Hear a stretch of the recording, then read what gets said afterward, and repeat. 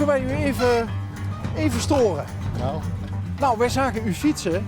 ja, Ik zal me eerst even voorstellen. Bas van der Zwaan. Dirk.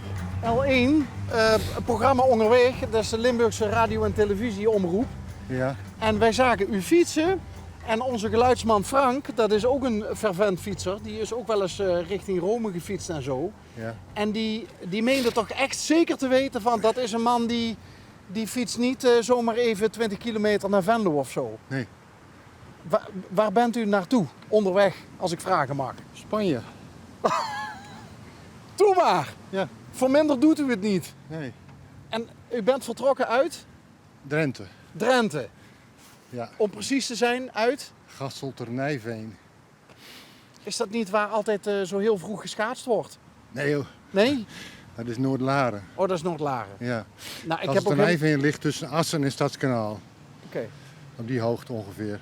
Staat hij nu aan? Ja. Oh, dus wij worden ook gefilmd. Ja. Oh, wat leuk. Is dat met geluid? Ja. Voor Dus- thuis hè? Ja, voor thuis. Ja. Waarom doe je zoiets? Ik zet hem nou even uit. Want, Anders is straks de accu leeg. nou dat is niet zo erg, die kan ik weer opladen. Maar dan is de geheugenkaart vol. Oké. Dat is wel erg. Hé, maar waarom doe je zoiets? Even naar Spanje fietsen? Ik vind fietsen leuk. Ik heb er de tijd voor, ik werk niet meer. En naar Spanje, ja, vorig jaar fietste ik naar Rome. Ik denk, nou, ik ga nu naar Spanje. En waarom naar Spanje? Ja, er zijn een aantal routes die daarheen leiden. En ik ga naar Santiago de Compostela.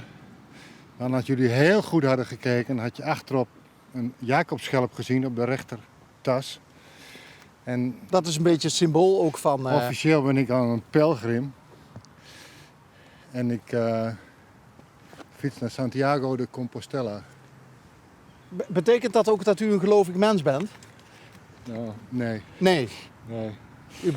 U bent gewoon een fietspelgrim in dit geval. Ja, Ja. en dat is gewoon heel praktisch, omdat die route ontzettend goed is beschreven. Vorig jaar waren er 300.000 mensen Hallo? die naar Santiago gingen. Hoeveel? 300.000. Te voet en met de Meestal, nee, meest lopend. En dat speelt zich dan meestal in Spanje af. Daar heb je een stuk of 20 verschillende routes die daarheen lopen. Maar ik denk, ik fiets gewoon van huis. En dat is 2700 kilometer. fiets? Heeft u een strak schema? Ja, ik ben er bijna. Vandaag heb ik 100 kilometer gefietst en gisteren 120. Dus ik zoek hier in de buurt een camping. Er is een camping hier in Arsen, dus die zoek ik even op. En dan zit dat erop voor vandaag. Oh, dus dan... Want dit is al Arsen, hè? Ja, daarom. Dus ik sta hier ook vrij relaxed. Is het een grote camping, een kleine camping? Geen idee, nooit geweest. Oké. Weet u de naam? Ja, Misschien kan ik u helpen. Of doet u alles op GPS? kijk, ik heb ook een paspoort. Als pelgrim heb je en dan krijg je meer hulp onderweg. Ah. Fossa Eugenia, Nieuwe Erven. Oh ja. Oh ja? Ik stuur u zo meteen wel... En dit is uw trouwe gids? Ook. Ook. Maar ik heb de route ook uit mijn hoofd geleerd. Ik heb hem ook opgeschreven. En ik heb natuurlijk ook nog Google Maps op de smartphone. Wat moet je er trouwens voor doen om dit te krijgen? Moet je lid worden van het genootschap. En dat kost je dan €5 contributie per jaar. En wat staat er zoal in? Bloedgroep? Nee, alleen mijn naam en adres. Strafblad? En het is de bedoeling dat ik bij elke hostel, herberg, kerk een stempel ga halen. Zodat ik in Santiago de Compostela een soort getuigschrift krijg van ik ben er geweest. Of je daar Dus door de gewoon, ballotagecommissie komt van heeft hij het wel echt gedaan? Ja, Ja. dan moet je al die stempels verzamelen onderweg. Dus gewoon een uitvouwkaart. Straks staan er allemaal stempels in. Hoeveel stempels zijn het dan ongeveer? Uiteindelijk. Wil je in aanmerking komen voor... Je moet voor zo'n getuigschrift de laatste 200 kilometer in Spanje hebben gefietst. Dus dit maakt eigenlijk nog niks uit. Nee, in principe zou je de zaak kunnen besodemieteren dus eigenlijk. Als je alleen de laatste 200 fietst. Ja. Maar ja, een zijn echte er- pelgrim doet zoiets niet.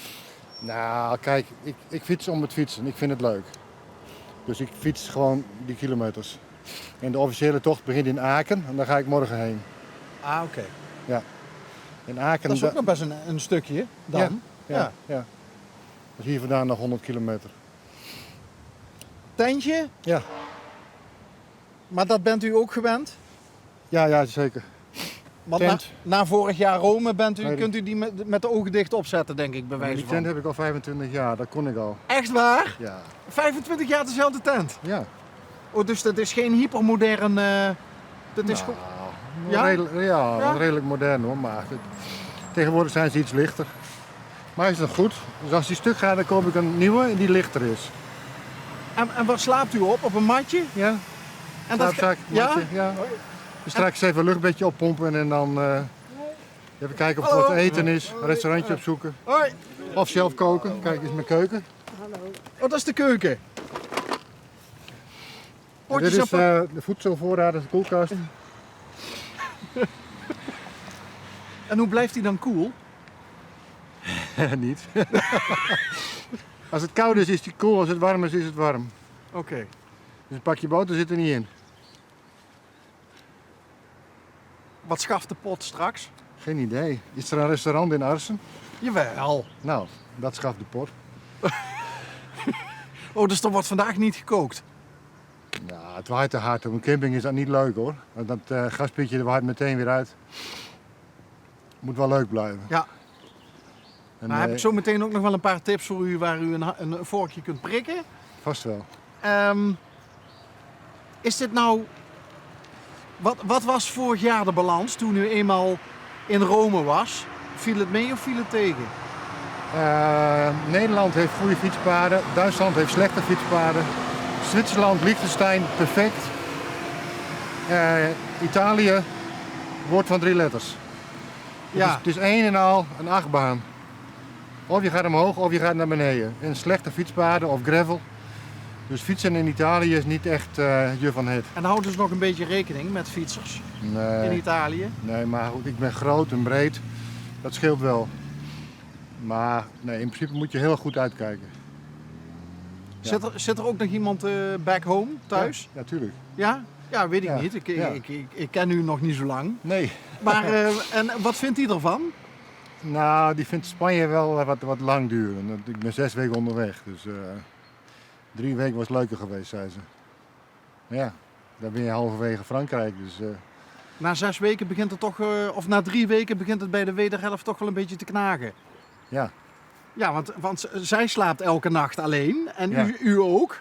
Ja, maar dat is niet het probleem. Maar goed, Nee? je bent gewoon alleen. Je hebt verder geen aanspraak. Je moet alles zelf doen. En, ja. Is het nou zo ook dat je als pelgrim, want wij hebben wel eens een documentaire gemaakt, hè, Rudy, over een huisarts uit Limburg. Die ging van Tarifa, Zuid-Spanje, ging die naar de Noordkaap. Ja. En dan kom je automatisch meestal wel op ook die pelgrimsroutes en dan kom Ja. je ook mensen tegen. Ja. Wat zijn uw ervaringen? Bent u iemand die makkelijk wel contact maakt met mensen? Nou, het bewijs staat hier. Ja, gelukkig heeft u toch nog... Ik had ook door kunnen fietsen. Had u gekund? Hadden we ook gerespecteerd? Maar ik denk, daar staat iemand met een camera. Laat ik hem ook even aanzetten. Voor het evenwicht. En als hij met een praatje wil maken, dan vind ik dat ook goed. Want ja, dit Nee, ik spreek wel mensen aan. Ja, ik ontmoet mensen, vooral op campings. Want je staat met zo'n klein tentje altijd op dezelfde plek. Daar staan de andere wandelaars en fietsers. Dus je hebt vrij snel contact. Ja, dat is leuk. Ik hou een dagboek bij en dan zie je andere mensen dat ook doen. En dan maak je een praatje. En soms dan fiets je samen op als er iemand toevallig dezelfde kant gaat. En soms lukt dat niet, omdat de een sneller gaat dan de andere. Je hebt toch een bepaald tempo van fietsen. kom je jezelf ook wel eens tegen? Tijdens zo'n reis? Ja, gisteren ben ik mezelf tegengekomen. Gisteren al. Vandaag weer. Nou, hier valt het nog wel mee, maar ik heb een stukje door Duitsland gefietst en had ik op een gegeven moment de wind tegen. Nou, dat is niet leuk hoor. Eentonig landschap misschien ook. Nee, dat valt wel Dat mee. valt wel mee. Nee, maar die wind tegen, dat is gewoon, kost je een hoop energie. Maar 100 kilometer per dag, dat is niet automatisch voor mensen weggelegd. Nee. Maar hoe lang bereid je je daarop voor dan? Of fietst u eigenlijk gewoon het hele jaar door wel grote Ik afstanden? fiets het hele jaar door. Ik zeg altijd, overal waar je heen gaat, dan pak je gewoon de fiets. Dus ga je een broodje kopen bij de bakker, dan neem je de fiets. Ga je op bezoek bij je moeder, dan neem je de fiets. Je bent er gewoon aan gewend. Je pakt gewoon elke dag de fiets. Uw moeder leeft nog? Ja, Ja? ja, Welke gezegende leeftijd heeft ze inmiddels? 90 jaar. Wat vindt uw moeder ervan? Ja, ik denk als moeder blijf je je toch altijd zorgen maken om je kind. Altijd. Ik ben 65 en mijn moeder is 90. Ze zegt, nee toch, hè? Je gaat toch niet weer op de fiets, hè? Ik zeg, ja.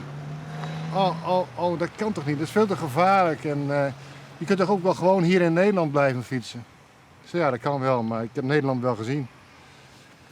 Dus je breidt steeds je tochten wat uit. Je begint eerst in Nederland, dan België, Frankrijk. Nou, vorig jaar Oostenrijk, Italië, nou, nog naar Spanje. Ja, natuurlijk kan er nog een tandje bij, maar Ja. is dat een optie nog? Om er nog een hoofdstuk aan vast te plakken?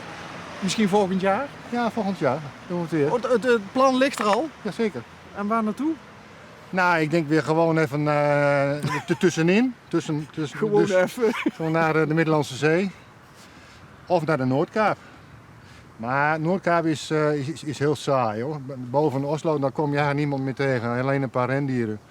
Het is heel kaal het landschap. Dus niet echt voor de gezelligheid. Dus waarschijnlijk toch richting de Middellandse Zee dan. Het is gewoon gezelliger. Je komt veel mensen tegen. Je hebt veel faciliteiten, veel campings, veel restaurants. Je kunt overal een broodje kopen. Dus, dat is wel Hoe komt u terug? Ik ga terug met het vliegtuig. Ja, terug fietsen, dat is weer 6 weken. Business class of gewoon... Achterin, hè? En in de fiets in de skibox op het dak of zo? Ja, dat zou leuk zijn. Nee, die hebben ze niet. Ja, de fiets in het vliegtuig is lastig hoor. Dan moet je hem Ja, je moet hem helemaal inpakken en helemaal uit invouwen. elkaar Ja. halen. Ja, dat doe ik niet. Er is een fietsvervoerbedrijf. Fietstransport.nl. En dan zet je hem gewoon weg. En zij zorgen dat hij thuis komt en u gaat lekker gewoon... Ja, precies. Dan heb je genoeg afgezien, hè? Dan neem ik En dan, alleen deze tas mee. De rest dat brengen hun thuis. En er gaan ontzettend veel, zoals ik al zei, veel mensen naar Spanje en Italië. Dus er zijn 2 bedrijven in Nederland die hebben daar hun werk van gemaakt. Om elke week daarheen te rijden en al die fietsen op te halen. Nou, perfect. Hoef je niks te doen. Gewoon fiets neerzetten. Mooi. Hotelletje boeken. En de volgende dag met het vliegtuig weer terug. Ja, dat is Hans. Buschauffeur Hans, die hadden we vandaag al eerder in de opname.